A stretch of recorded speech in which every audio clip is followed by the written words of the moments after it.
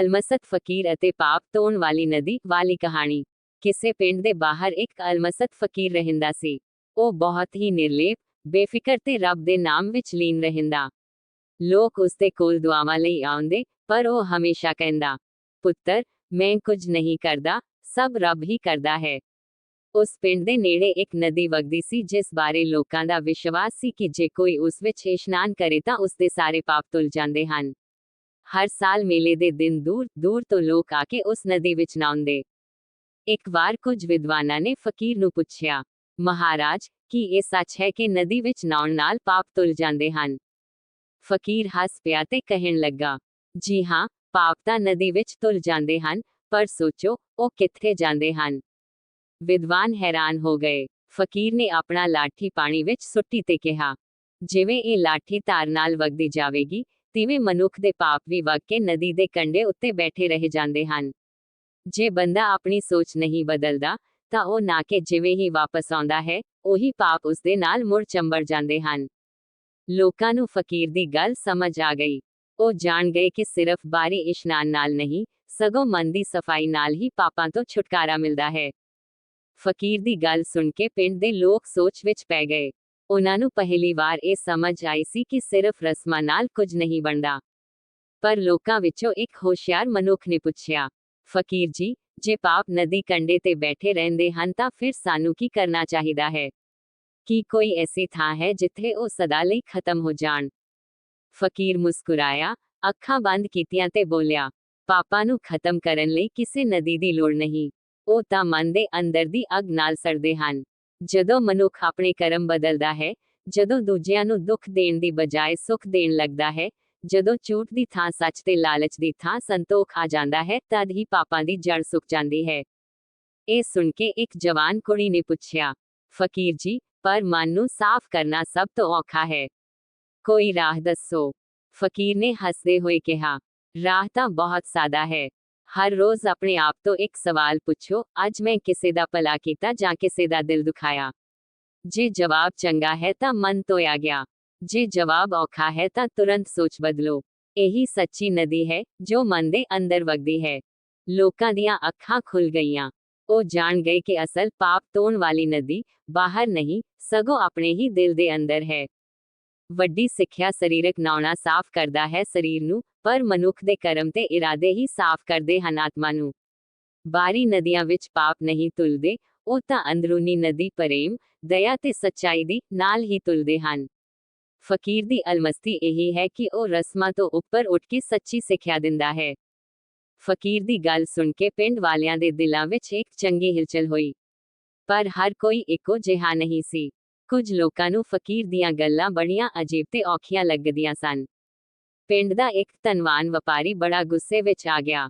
ਉਹ ਕਹਿੰਦਾ, ਇਹ ਫਕੀਰ ਤਾਂ ਲੋਕਾਂ ਨੂੰ ਨਦੀ ਦੇ ਮੇਲੇ ਤੋਂ ਦੂਰ ਕਰ ਦੇਵੇਗਾ। ਜੇ ਲੋਕ ਨਦੀ ਵਿੱਚ ਨਹੀਂ ਨਹਾਉਣਗੇ ਤਾਂ ਸਾਡਾ ਧੰਦਾ ਵੀ ਮੁੱਕ ਜਾਵੇਗਾ। ਵਪਾਰੀ ਨੇ ਫਕੀਰ ਦੀ ਪਰਖ ਕਰਨ ਲਈ ਉਸ ਨੂੰ ਕਿਹਾ, ਜੇ ਤੇਰੀਆਂ ਗੱਲਾਂ ਸੱਚੀਆਂ ਹਨ ਤਾਂ ਲੋਕਾਂ ਨੂੰ ਦਿਖਾ ਕੇ ਸਾਬਤ ਕਰ। ਫਕੀਰ ਹੱਸਿਆ ਤੇ ਬੋਲਾ, ਚੱਲ, ਮੈਂ ਤੈਨੂੰ ਹੀ ਸਾਬਤ ਕਰ ਦਿਆਂਗਾ। ਉਸਨੇ ਵਪਾਰੀ ਨੂੰ ਕਿਹਾ ਕਿ ਕੱਲ ਸਵੇਰੇ ਨਦੀ ਤੇ ਮਿਲੀਏ। ਸਵੇਰ ਦਾ ਦ੍ਰਿਸ਼। ਅਗਲੇ ਦਿਨ ਸਵੇਰੇ ਫਕੀਰ, ਵਪਾਰੀ ਅਤੇ ਪਿੰਡ ਦੇ ਬਹੁਤ ਸਾਰੇ ਲੋਕ ਨਦੀ ਕੰਢੇ ਇਕੱਠੇ ਹੋ ਗਏ। ਫਕੀਰ ਨੇ ਸਭ ਨੂੰ ਕਿਹਾ, ਨਦੀ ਵਿੱਚ ਜਾ ਕੇ ਇਸ਼ਨਾਨ ਕਰੋ। ਸਾਰੇ ਲੋਕ ਨਹਾ ਕੇ ਬਾਹਰ ਆਏ। ਫਕੀਰ ਨੇ ਫਿਰ ਸਵਾਲ ਕੀਤਾ, ਹੁਣ ਦੱਸੋ, ਕੀ ਤੁਹਾਡਾ ਮਨ ਬਦਲ ਗਿਆ? ਕੀ ਅੰਦਰੋਂ ਗੁੱਸਾ, ਲਾਲਚ, ਝੂਠ ਦੂਰ ਹੋ ਗਿਆ? ਲੋਕਾਂ ਨੇ ਚੁੱਪੀ ਧਾਰ ਲਈ। ਕਿਸੇ ਦੇ ਚਿਹਰੇ ਉੱਤੇ ਕੋਈ ਵੱਡਾ ਬਦਲਾਵ ਨਹੀਂ ਸੀ। ਫਕੀਰ ਨੇ ਹੱਥ ਜੋੜ ਕੇ ਕਿਹਾ, ਦੇਖੋ, ਸਰੀਰ ਤਾਂ ਸਾਫ਼ ਹੋ ਗਿਆ, ਪਰ ਮਨ ਉਹੀ ਹੈ। ਪਾਪ ਉਹੀ ਹਨ। ਨਦੀ ਦੇ ਕੰਢੇ ਉਹ ਬੈਠੇ ਨੇ, ਤੇ ਜਿਵੇਂ ਹੀ ਤੁਸੀਂ ਘਰ ਵਾਪਸ ਜਾਵੋਗੇ, ਉਹ ਮੁੜ ਚੰਬੜ ਜਾਣਗੇ। ਵਪਾਰੀ ਦੀ ਪਰਖ। ਫਕੀਰ ਨੇ ਫਿਰ ਵਪਾਰੀ ਵੱਲ ਦੇਖਿਆ ਤੇ ਕਿਹਾ, ਤੂੰ ਲੋਕਾਂ ਦਾ ਧੰਦਾ ਵੇਖਦਾ ਹੈ, ਪਰ ਆਪਣੇ ਮਨ ਦਾ ਧੰਦਾ ਨਹੀਂ ਵੇਖਦਾ। ਚੱਲ, ਅੱਜ ਤੋਂ ਇੱਕ ਕੰਮ ਕਰ, ਹਰ ਰੋਜ਼ ਇੱਕ ਗਰੀਬ ਨੂੰ ਖਾਣਾ ਖਵਾ। ਵੇਖੀਏ ਤੇਰੇ ਅੰਦਰ ਦੀ ਨਦੀ ਕਿਵੇਂ ਵਗਦੀ ਹੈ। ਵਪਾਰੀ ਮੰਨ ਗਿਆ। ਉਹ ਹਰ ਰੋਜ਼ ਇੱਕ ਗਰੀਬ ਨੂੰ ਖਾਣਾ ਦੇਣ ਲੱਗਾ। ਹੌਲੀ ਹੌਲੀ ਉਸਦੇ ਅੰਦਰੋਂ ਕੰਜੂਸੀ ਤੇ ਅਹੰਕਾਰ ਘਟਣ ਲੱਗ ਪਏ। ਲੋਕਾਂ ਨੇ ਦੇਖਿਆ ਕਿ ਵਪਾਰੀ ਦਾ ਚਿਹਰਾ ਵੀ ਪਹਿਲਾਂ ਨਾਲੋਂ ਕਿੰਨਾ ਸ਼ਾਂਤ ਤੇ ਰੋਸ਼ਨ ਹੋ ਗਿਆ ਹੈ। ਫਕੀਰ ਮੁਸਕਰਾਇਆ ਤੇ ਕਿਹਾ, ਇਹੀ ਹੈ ਅਸਲੀ ਇਸ਼ਨਾਨ। ਬਾਹਰਲੀ ਨਦੀ ਨਹੀਂ, ਅੰਦਰਲੀ ਦਇਆ ਤੇ ਪ੍ਰੇਮ ਦੀ ਧਾਰਾ ਹੀ ਮਨੁੱਖ ਨੂੰ ਸੱਚਮੁੱਚ ਪਵਿੱਤਰ ਕਰਦੀ ਹੈ। ਅੰਤਲੀ ਸਿੱਖਿਆ, ਪਾਪਾਂ ਤੋਂ ਮੁਕਤੀ ਲਈ ਰਸਮਾਂ ਤੋਂ ਵੱਧ ਸੱਚਾ ਜੀਵਨ ਤੇ ਚੰਗੇ ਕਰਮ ਜ਼ਰੂਰੀ ਹਨ। ਦੂਜਿਆਂ ਦਾ ਭਲਾ ਕਰਨਾ ਹੀ ਸਭ ਤੋਂ ਵੱਡਾ ਇਸ਼ਨਾਨ ਹੈ। ਅਸਲੀ ਪਾਪ ਧੋਣ ਵਾਲੀ ਨਦੀ ਹਰ ਇੱਕ ਦੇ ਦਿਲ ਵਿੱਚ ਵਗਦੀ ਹੈ। ਵਪਾਰੀ ਹੌਲੀ ਹੌਲੀ ਨਰਮ ਦਿਲ ਹੋ ਗਿਆ। ਪਹਿਲਾਂ ਜੋ ਸਿਰਫ ਆਪਣੇ ਫਾਇਦੇ ਲਈ ਸੋਚਦਾ ਸੀ, ਹੁਣ ਗਰੀਬਾਂ ਨੂੰ ਖਾਣਾ ਖਵਾਉਂਦਾ, ਬਿਮਾਰਾਂ ਦੀ ਸਹਾਇਤਾ ਕਰਦਾ। ਲੋਕ ਹੈਰਾਨ ਰਹਿ ਗਏ। ਉਹੀ ਵਪਾਰੀ ਜੋ ਪਹਿਲਾਂ ਧਨ ਦੀ ਲਾਲਚ ਵਿੱਚ ਡੁੱਬਿਆ ਹੋਇਆ ਸੀ, ਹੁਣ ਦਇਆ ਦਾ ਦਰਿਆ ਬਣ ਗਿਆ ਸੀ। ਇੱਕ ਦਿਨ ਪਿੰਡ ਦੇ ਲੋਕਾਂ ਨੇ ਫਕੀਰ ਤੋਂ ਪੁੱਛਿਆ, ਮਹਾਰਾਜ, ਤੁਸੀਂ ਵਪਾਰੀ ਨੂੰ ਤਾਂ ਬਦਲ ਦਿੱਤਾ, ਪਰ ਸਾਨੂੰ ਸਭ ਨੂੰ ਰਾਹ ਕਿਵੇਂ ਮਿਲੇ? ਫਕੀਰ ਨੇ ਸਭ ਨੂੰ ਨਦੀ ਕੰਢੇ ਬਿਠਾਇਆ ਤੇ ਕਿਹਾ, ਇੱਕ ਗੱਲ ਯਾਦ ਰੱਖੋ, ਜਿਵੇਂ ਇਹ ਨਦੀ ਵਗਦੀ ਰਹਿੰਦੀ ਹੈ, ਤਿਵੇਂ ਮਨੁੱਖ ਦਾ ਮਨ ਵੀ ਵਗਣਾ ਚਾਹੀਦਾ ਹੈ। ਜੇ ਮਨ ਪੱਥਰ ਵਾਂਗ ਰੁਕ ਗਿਆ, ਤਾਂ ਅੰਦਰ ਮੈਲ ਇਕੱਠੀ ਹੋ ਜਾਏਗੀ। ਪਰ ਜੇ ਮਨ ਵਗਦਾ ਰਹੇ, ਸੇਵਾ, ਸਚਾਈ ਤੇ ਪਿਆਰ ਦੇ ਰਾਹ ਤੇ, ਤਾਂ ਪਾਪ ਆਪਣੇ ਆਪ ਤੁਲ ਜਾਂਦੇ ਹਨ। ਇੱਕ ਹੋਰ ਪ੍ਰਸੰਗ। ਇਸੇ ਪਿੰਡ ਵਿੱਚ ਇੱਕ ਬੁੱਢੀ ਮਾਤਾ ਰਹਿੰਦੀ ਸੀ। ਉਸਨੇ ਫਕੀਰ ਨੂੰ ਕਿਹਾ, ਬਾਬਾ ਜੀ, ਮੇਰੇ ਜੀਵਨ ਵਿੱਚ ਬਹੁਤ ਗਲਤੀਆਂ ਹੋਈਆਂ, ਮੈਂ ਕਿਵੇਂ ਪਾਪ ਧੋ ਸਕਦੀ ਹਾਂ? ਫਕੀਰ ਨੇ ਕਿਹਾ, ਮਾਂ, ਤੂੰ ਆਪਣੇ ਜੀਵਨ ਦੇ ਬਾਕੀ ਦਿਨਾਂ ਵਿੱਚ ਹਰ ਕਿਸੇ ਨੂੰ ਮਾਂ ਪਿਓ ਵਾਂਗ ਸਮਝ ਕੇ ਸੇਵਾ ਕਰ। ਬੱਚਿਆਂ ਨੂੰ ਪਿਆਰ ਦੇ, ਬਿਮਾਰਾਂ ਦੀ ਦੇਖਭਾਲ ਕਰ। ਜਦ ਤੂੰ ਹਰ ਜੀਵ ਨੂੰ ਆਪਣਾ ਮੰਨ ਲਵੇਂਗੀ, ਤਦ ਤੇਰੇ ਪਾਪ ਸਿਰਫ ਤੁਲ ਹੀ ਨਹੀਂ ਜਾਣਗੇ, ਸਗੋਂ ਪੁੰਨ ਵਿੱਚ ਬਦਲ ਜਾਣਗੇ। ਉਹ ਮਾਤਾ ਉਸੇ ਦਿਨ ਤੋਂ ਪਿੰਡ ਦੇ ਲੋਕਾਂ ਲਈ ਮਾਂ ਬਣ ਗਈ। ਉਸਦੀ ਮਿਹਰਬਾਨੀ ਨਾਲ ਕਈ ਲੋਕਾਂ ਦੀ ਜ਼ਿੰਦਗੀ ਸੁਧਰ ਗਈ। ਫਕੀਰ ਦਾ ਸੰਦੇਸ਼। ਆਖਰ ਵਿੱਚ ਫਕੀਰ ਨੇ ਸਭ ਨੂੰ ਇਕੱਠਾ ਕਰਕੇ ਕਿਹਾ, ਮੈਨੂੰ ਨਾ ਪੁੱਜੋ, ਨਾ ਮੇਰੀਆਂ ਗੱਲਾਂ ਨੂੰ ਕੋਈ ਚਮਤਕਾਰ ਸਮਝੋ। ਚਮਤਕਾਰ ਤਾਂ ਤੁਹਾਡੇ ਹੀ ਅੰਦਰ ਹੈ। ਅਸਲੀ ਤੀਰਥ, ਅਸਲੀ ਨਦੀ, ਅਸਲੀ ਪਾਪ ਮੋਚਨ ਤੁਹਾਡੇ ਮਨ ਦੇ ਅੰਦਰ ਵਸਦਾ ਹੈ। ਜੇ ਦਿਲ ਸਾਫ਼ ਹੈ, ਤਾਂ ਹਰ ਥਾਂ ਗੰਗਾ ਹੈ, ਹਰ ਥਾਂ ਰੱਬ ਵਸਦਾ ਹੈ। ਲੋਕਾਂ ਦੀਆਂ ਅੱਖਾਂ ਭਰ ਆਈਆਂ। ਉਹ ਸਮਝ ਗਏ ਕਿ ਅਸਲੀ ਧਰਮ ਰਸਮਾਂ ਵਿੱਚ ਨਹੀਂ, ਸਗੋਂ ਜੀਵਨ ਦੇ ਅਮਲ ਵਿੱਚ ਹੈ। ਅੰਤਮ ਸਿੱਖਿਆ, ਰਸਮਾਂ ਬਿਨਾਂ ਚੰਗੇ ਕਰਮ ਅਧੂਰੇ ਹਨ। ਸੇਵਾ ਤੇ ਪ੍ਰੇਮ ਹੀ ਸਭ ਤੋਂ ਵੱਡਾ ਇਸ਼ਨਾਨ ਹੈ। ਅਸਲੀ ਨਦੀ ਮਨ ਦੇ ਅੰਦਰ ਵਗਦੀ ਹੈ। ਫਕੀਰ ਦੀਆਂ ਗੱਲਾਂ ਹੁਣ ਸਾਰੇ ਪਿੰਡ ਵਿੱਚ ਫੈਲ ਗਈਆਂ। ਜੋ ਪਹਿਲਾਂ ਸਿਰਫ ਮੇਲੇ ਦੇ ਦਿਨ ਨਦੀ ਵਿੱਚ ਨਹਾਉਣ ਜਾਂਦੇ ਸਨ, ਉਹ ਹੁਣ ਰੋਜ਼ਾਨਾ ਆਪਣੇ ਦਿਲ ਦੀ ਨਦੀ ਨੂੰ ਸਾਫ਼ ਕਰਨ ਦੀ ਕੋਸ਼ਿਸ਼ ਕਰਨ ਲੱਗ ਪਏ। ਲੋਕ ਇੱਕ ਦੂਜੇ ਦੀ ਮਦਦ ਕਰਨ ਲੱਗੇ। ਕਿਸੇ ਨੇ ਗਰੀਬਾਂ ਦੇ ਘਰ ਅੰਨ ਪਹੁੰਚਾਇਆ, ਕਿਸੇ ਨੇ ਬਿਮਾਰ ਦਾ ਇਲਾਜ ਕਰਵਾਇਆ, ਕਿਸੇ ਨੇ ਬਜ਼ੁਰਗਾਂ ਦਾ ਸਹਾਰਾ ਬਣਿਆ। ਪਿੰਡ ਦੀ ਹਵਾ ਹੀ ਬਦਲ ਗਈ। ਪਰ ਫਕੀਰ ਹਮੇਸ਼ਾ ਅਲਮਸਤ ਹੀ ਰਿਹਾ। ਉਹ ਕਦੇ ਆਪਣੇ ਲਈ ਕੁਝ ਨਹੀਂ ਮੰਗਦਾ ਸੀ। ਲੋਕ ਉਸ ਨੂੰ ਰੋਟੀ ਲਿਆ ਕੇ ਦਿੰਦੇ ਤਾਂ ਖਾ ਲੈਂਦਾ, ਨਾ ਮਿਲਦੀ ਤਾਂ ਵੀ ਹੱਸਦਾ ਰਹਿੰਦਾ। ਉਸ ਦਾ ਕਹਿਣਾ ਸੀ, ਜਿਸਨੇ ਮੈਨੂੰ ਭੇਜਿਆ ਹੈ, ਉਹੀ ਮੈਨੂੰ ਰੋਟੀ ਵੀ ਦੇਵੇਗਾ। ਇੱਕ ਹੋਰ ਘਟਨਾ। ਇੱਕ ਦਿਨ ਕੁਝ ਯਾਤਰੀ ਉਸ ਪਿੰਡ ਵਿੱਚ ਆਏ। ਉਹਨਾਂ ਨੇ ਸੁਣਿਆ ਕਿ ਇੱਥੇ ਪਾਪ ਧੋਣ ਵਾਲੀ ਨਦੀ ਹੈ ਤੇ ਇੱਕ ਅਜੀਬ ਫਕੀਰ ਵੀ ਹੈ। ਯਾਤਰੀਆਂ ਨੇ ਫਕੀਰ ਨੂੰ ਪੁੱਛਿਆ, ਮਹਾਰਾਜ, ਅਸੀਂ ਬਹੁਤ ਦੂਰੋਂ ਆਏ ਹਾਂ, ਸਾਡੇ ਨਾਲ ਵੀ ਕੋਈ ਰਾਹ ਸਾਂਝਾ ਕਰੋ। ਫਕੀਰ ਨੇ ਇੱਕ ਛੋਟਾ ਦਰਪਣ ਸ਼ੀਸ਼ਾ ਕੱਢ ਕੇ ਉਹਨਾਂ ਨੂੰ ਦੇ ਦਿੱਤਾ ਤੇ ਕਿਹਾ, ਇਹ ਤੇਰਾ ਸਭ ਤੋਂ ਵੱਡਾ ਮੰਦਰ ਹੈ। ਹਰ ਰੋਜ਼ ਇਸ ਵਿੱਚ ਆਪਣਾ ਚਿਹਰਾ ਵੇਖ ਤੇ ਪੁੱਛ ਕਿ ਅੱਜ ਮੇਰੇ ਚਿਹਰੇ ਤੇ ਸਚਾਈ ਦੀ ਚਮਕ ਹੈ ਜਾਂ ਝੂਠ ਦੀ ਛਾਂ। ਕੀ ਮੇਰੀਆਂ ਅੱਖਾਂ ਵਿੱਚ ਦਇਆ ਹੈ ਜਾਂ ਘਮੰਡ? ਜੇ ਜਵਾਬ ਸੱਚਾ ਹੈ ਤਾਂ ਤੂੰ ਨਦੀ ਵਿੱਚ ਨਾ ਲਿਆ, ਨਹੀਂ ਤਾਂ ਅਜੇ ਵੀ ਮੈਲ ਬਾਕੀ ਹੈ। ਯਾਤਰੀਆਂ ਨੇ ਉਹ ਸ਼ੀਸ਼ਾ ਸਿਰ ਨਿਵਾ ਕੇ ਵਾਪਸ ਕੀਤਾ ਤੇ ਕਿਹਾ, ਸਾਨੂੰ ਤਾਂ ਹੁਣ ਪਤਾ ਲੱਗਾ ਕਿ ਅਸਲੀ ਤੀਰਥ ਅੰਦਰ ਹੀ ਹੈ। ਫਕੀਰ ਦੀ ਵਿਦਾਈ। ਸਾਲਾਂ ਬੀਤ ਗਏ। ਪਿੰਡ ਸੁੱਖ ਸ਼ਾਂਤੀ ਨਾਲ ਭਰ ਗਿਆ। ਫਕੀਰ ਨੇ ਇੱਕ ਦਿਨ ਲੋਕਾਂ ਨੂੰ ਇਕੱਠਾ ਕੀਤਾ ਤੇ ਕਿਹਾ, ਹੁਣ ਮੇਰਾ ਕੰਮ ਮੁੱਕ ਗਿਆ, ਮੈਂ ਜਾ ਰਿਹਾ ਹਾਂ। ਪਰ ਯਾਦ ਰੱਖਣਾ, ਮੈਂ ਕਿਸੇ ਨਦੀ ਨੂੰ ਪਵਿੱਤਰ ਨਹੀਂ ਕੀਤਾ, ਤੁਸੀਂ ਆਪਣੇ ਮਨ ਨੂੰ ਪਵਿੱਤਰ ਕੀਤਾ ਹੈ। ਮੇਰੀ ਅਲਮਸਤੀ ਨੂੰ ਯਾਦ ਨਾ ਕਰਨਾ, ਆਪਣੇ ਚੰਗੇ ਕਰਮਾਂ ਨੂੰ ਯਾਦ ਕਰਨਾ। ਇਹੀ ਤੁਹਾਡਾ ਸੱਚਾ ਧਰਮ ਹੈ। ਫਕੀਰ ਕਿੱਥੇ ਚਲਾ ਗਿਆ, ਕਿਸੇ ਨੂੰ ਪਤਾ ਨਹੀਂ ਲੱਗਾ। ਕੁਝ ਕਹਿੰਦੇ ਹਨ ਕਿ ਉਹ ਪਹਾੜਾਂ ਵੱਲ ਤੁਰ ਗਿਆ, ਕੁਝ ਕਹਿੰਦੇ ਹਨ ਕਿ ਉਹ ਨਦੀ ਵਿੱਚ ਲੀਨ ਹੋ ਗਿਆ।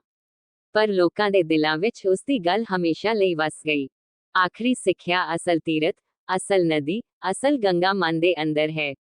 ਫਕੀਰ ਬਾਹਰਲਾ ਰਸਤਾ ਨਹੀਂ ਦਿਖਾਉਂਦਾ, ਉਹ ਅੰਦਰਲੀ ਰੌਸ਼ਨੀ ਜਗਾਉਂਦਾ ਹੈ। ਜਦ ਮਨੁੱਖ ਦਾ ਜੀਵਨ ਪ੍ਰੇਮ, ਦਇਆ ਤੇ ਸੇਵਾ ਨਾਲ ਭਰਿਆ ਹੋਵੇ, ਤਦ ਹੀ ਉਸਦੇ ਸਾਰੇ ਪਾਪ ਧੁਲ ਜਾਂਦੇ ਹਨ। ਫਕੀਰ ਦੇ ਜਾਣ ਤੋਂ ਬਾਅਦ ਵੀ ਪਿੰਡ ਵਾਲੇ ਉਸ ਦੀਆਂ ਗੱਲਾਂ ਨਹੀਂ ਭੁੱਲੇ। ਉਹ ਹਰ ਸਾਲ ਨਦੀ ਕੰਢੇ ਇਕੱਠੇ ਹੋ ਕੇ ਫਕੀਰ ਨੂੰ ਯਾਦ ਕਰਦੇ ਅਤੇ ਆਪਣੀਆਂ ਜ਼ਿੰਦਗੀਆਂ ਵਿੱਚ ਕੀਤੇ ਭਲੇ ਕਰਮਾਂ ਦੀ ਗਿਣਤੀ ਕਰਦੇ। ਇੱਕ ਵਾਰ ਪਿੰਡ ਦੇ ਬੱਚਿਆਂ ਨੇ ਬਜ਼ੁਰਗਾਂ ਤੋਂ ਪੁੱਛਿਆ, ਫਕੀਰ ਤਾਂ ਚਲੇ ਗਏ, ਹੁਣ ਸਾਨੂੰ ਕੌਣ ਰਾਹ ਦਿਖਾਵੇਗਾ?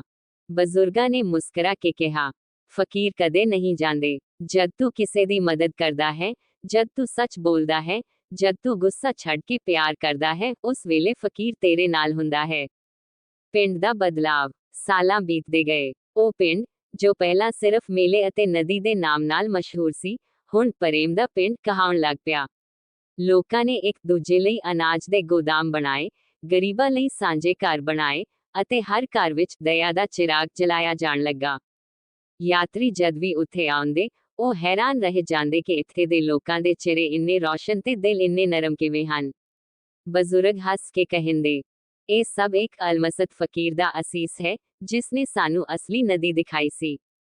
ਨਦੀ ਦੀ ਅਨੋਖੀ ਮਹਿਕ। ਕਹਾਣੀ ਇਹ ਵੀ ਕਹਿੰਦੀ ਹੈ ਕਿ ਉਸ ਨਦੀ ਦੀ ਹਵਾ ਵਿੱਚ ਅਜਿਹਾ ਸਕੂਨ ਵਸ ਗਿਆ ਸੀ ਕਿ ਜਦ ਕੋਈ ਉਸ ਦੇ ਕੰਢੇ ਬੈਠਦਾ, ਤਾਂ ਉਸ ਦਾ ਮਨ ਆਪਣੇ ਆਪ ਸ਼ਾਂਤ ਹੋ ਜਾਂਦਾ। ਲੋਕਾਂ ਦਾ ਵਿਸ਼ਵਾਸ ਸੀ ਕਿ ਫਕੀਰ ਦੀ ਆਤਮਾ ਉਸ ਧਾਰਾ ਵਿੱਚ ਹੀ ਵਗਦੀ ਹੈ। ਬੱਚੇ ਅਕਸਰ ਨਦੀ ਕੰਢੇ ਖੇਡਦੇ ਹੋਏ ਕਹਿੰਦੇ, ਫਕੀਰ ਬਾਬਾ ਅਜੇ ਵੀ ਸਾਡੇ ਨਾਲ ਹਨ। ਵੇਖੋ, ਇਹ ਲਹਿਰਾਂ ਸਾਨੂੰ ਉਹੀ ਕਹਾਣੀਆਂ ਸੁਣਾ ਰਹੀਆਂ ਹਨ। ਆਖਰੀ ਰੂਪਕ। ਇੱਕ ਬਜ਼ੁਰਗ ਨੇ ਆਪਣੇ ਪੋਤੇ ਨੂੰ ਕਿਹਾ, ਪੁੱਤਰ, ਯਾਦ ਰੱਖਣਾ, ਬਾਹਰਲੀ ਨਦੀ ਸਿਰਫ ਸਰੀਰ ਧੋਂਦੀ ਹੈ, ਪਰ ਅੰਦਰਲੀ ਨਦੀ, ਜੋ ਦਇਆ, ਪ੍ਰੇਮ ਤੇ ਸੱਚਾਈ ਦੀ ਹੈ, ਉਹ ਆਤਮਾ ਨੂੰ ਧੋਂਦੀ ਹੈ। ਫਕੀਰ ਨੇ ਸਾਨੂੰ ਇਹੀ ਅਨਮੋਲ ਸਿੱਖ ਦਿੱਤੀ ਸੀ। ਬੱਚੇ ਨੇ ਅੱਖਾਂ ਬੰਦ ਕੀਤੀਆਂ, ਹੱਥ ਜੋੜੇ ਤੇ ਕਿਹਾ, ਮੈਂ ਵੀ ਆਪਣੀ ਅੰਦਰਲੀ ਨਦੀ ਨੂੰ ਸਾਫ਼ ਰੱਖਾਂਗਾ। ਇਸ ਤਰ੍ਹਾਂ ਅਲਮਸਤ ਫਕੀਰ ਅਤੇ ਪਾਪ ਧੋਣ ਵਾਲੀ ਨਦੀ ਦੀ ਕਹਾਣੀ ਪਿੰਡ ਦੀਆਂ ਪੀੜ੍ਹੀਆਂ ਨੂੰ ਸੱਚਾਈ, ਦਇਆ ਤੇ ਪ੍ਰੇਮ ਦੇ ਰਾਹ ਤੇ ਤੁਰਨ ਲਈ ਪ੍ਰੇਰਿਤ ਕਰਦੀ ਰਹੀ। ਕਹਾਣੀ ਦਾ ਨਵਾਂ ਪਹਿਲੂ। ਸਮਾਂ ਲੰਘਦਾ ਗਿਆ। ਪਿੰਡ ਵਾਲਿਆਂ ਦੇ ਦਿਲਾਂ ਵਿੱਚ ਫਕੀਰ ਦੀ ਯਾਦ ਤਾਂ ਸੀ ਹੀ, ਪਰ ਹੁਣ ਉਹ ਆਪਣੇ ਬੱਚਿਆਂ ਨੂੰ ਵੀ ਉਹ ਸਿੱਖਿਆ ਦੇਣ ਲੱਗ ਪਏ ਸਨ। ਹਰ ਬੱਚੇ ਨੂੰ ਇਹ ਦੱਸਿਆ ਜਾਂਦਾ ਕਿ, ਬੇਟਾ, ਸਰੀਰ ਦੀ ਸਫਾਈ ਲਈ ਪਾਣੀ ਹੈ, ਪਰ ਰੂਹ ਦੀ ਸਫਾਈ ਲਈ ਨੇਕੀ ਹੈ। ਨਦੀ ਦਾ ਚਮਤਕਾਰ। ਇੱਕ ਸਾਲ ਭਾਰੀ ਸੁੱਕਾ ਪਿਆ। ਬਾਰਿਸ਼ ਨਾ ਹੋਈ, ਨਦੀ ਸੁੱਕ ਗਈ। ਲੋਕ ਘਬਰਾਏ ਕਿ ਹੁਣ ਪਾਪ ਕਿਵੇਂ ਧੁੱਲਣਗੇ। ਪਿੰਡ ਦੇ ਬਜ਼ੁਰਗਾਂ ਨੇ ਸਭ ਨੂੰ ਇਕੱਠਾ ਕਰਕੇ ਕਿਹਾ, ਡਰੋ ਨਾ, ਨਦੀ ਤਾਂ ਸਿਰਫ ਇੱਕ ਸੰਕੇਤ ਸੀ। ਫਕੀਰ ਨੇ ਕਿਹਾ ਸੀ ਕਿ ਅਸਲੀ ਨਦੀ ਤੁਹਾਡੇ ਅੰਦਰ ਹੈ। ਲੋਕਾਂ ਨੇ ਇਕੱਠੇ ਹੋ ਕੇ ਸੁੱਕੇ ਸਮੇਂ ਵਿੱਚ ਗਰੀਬਾਂ ਨੂੰ ਅਨਾਜ ਵੰਡਿਆ, ਬਿਮਾਰਾਂ ਦਾ ਇਲਾਜ ਕਰਵਾਇਆ, ਪਸ਼ੂਆਂ ਨੂੰ ਪਾਣੀ ਪਿਲਾਇਆ। ਹੈਰਾਨੀ ਦੀ ਗੱਲ ਇਹ ਹੋਈ ਕਿ ਕੁਝ ਹੀ ਹਫ਼ਤਿਆਂ ਵਿੱਚ ਅਸਮਾਨ ਖੁੱਲ੍ਹ ਗਿਆ ਅਤੇ ਬਾਰਿਸ਼ ਵਰ ਪਈ। ਨਦੀ ਫਿਰ ਵਗਣ ਲੱਗੀ। ਲੋਕਾਂ ਨੇ ਖੁਸ਼ੀ ਨਾਲ ਕਿਹਾ, ਵੇਖਿਆ, ਜਦ ਅਸੀਂ ਅੰਦਰਲੀ ਨਦੀ ਨੂੰ ਚਲਾਇਆ, ਤਦ ਰੱਬ ਨੇ ਬਾਹਰਲੀ ਨਦੀ ਨੂੰ ਵੀ ਚਲਾ ਦਿੱਤਾ। ਯਾਤਰੀਆਂ ਲਈ ਸਬਕ। ਫਿਰ ਤੋਂ ਕਈ ਯਾਤਰੀ ਪਿੰਡ ਆਏ। ਉਹਨਾਂ ਨੇ ਪਿੰਡ ਦੀ ਖੁਸ਼ਹਾਲੀ ਦੇਖ ਕੇ ਪੁੱਛਿਆ, ਤੁਹਾਡੇ ਕੋਲ ਤਾਂ ਕੋਈ ਵੱਡੇ ਮੰਦਰ, ਕੋਈ ਸੋਨੇ ਦੇ ਗੁੰਬਦ ਨਹੀਂ, ਫਿਰ ਵੀ ਇੰਨੀ ਰੌਸ਼ਨੀ ਕਿੱਥੋਂ ਆਉਂਦੀ ਹੈ?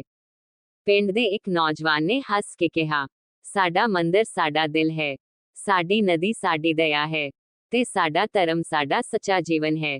ਇਹ ਸਭ ਸਾਨੂੰ ਇੱਕ ਅਲਮਸਤ ਫਕੀਰ ਨੇ ਸਿਖਾਇਆ ਸੀ। ਅਖੀਰ ਦੀ ਮਹਾਨਤਾ। ਸਦੀਆਂ ਬੀਤ ਗਈਆਂ। ਪਿੰਡ ਵੱਡਾ ਸ਼ਹਿਰ ਬਣ ਗਿਆ। ਪਰ ਹਰ ਸਾਲ ਲੋਕ ਅਜੇ ਵੀ ਉਸੇ ਨਦੀ ਦੇ ਕੰਢੇ ਇਕੱਠੇ ਹੋ ਕੇ ਫਕੀਰ ਮੇਲਾ ਮਨਾਉਂਦੇ ਹਨ। ਉੱਥੇ ਨਾ ਕੋਈ ਸੋਨੇ ਦਾ ਪੰਡਾਲ ਹੁੰਦਾ ਹੈ, ਨਾ ਵੱਡੇ ਯਜਨਾ। ਸਿਰਫ ਲੋਕ ਇੱਕ ਦੂਜੇ ਨੂੰ ਰੋਟੀ ਖਵਾਉਂਦੇ ਹਨ, ਗਰੀਬਾਂ ਨੂੰ ਕੱਪੜੇ ਦਿੰਦੇ ਹਨ, ਬਿਮਾਰਾਂ ਦੀ ਸੇਵਾ ਕਰਦੇ ਹਨ। ਲੋਕ ਕਹਿੰਦੇ ਹਨ, ਇਹੀ ਅਸਲੀ ਤੀਰਥ ਹੈ, ਇਹੀ ਅਸਲੀ ਇਸ਼ਨਾਨ ਹੈ। ਸਦੀਵੀ ਸਿੱਖਿਆ ਬਾਹਰਲੀ ਨਦੀ ਸੁੱਕ ਵੀ ਜਾਵੇ, ਪਰ ਅੰਦਰਲੀ ਨਦੀ ਕਦੇ ਨਾ ਸੁੱਕਣ ਦਿਓ।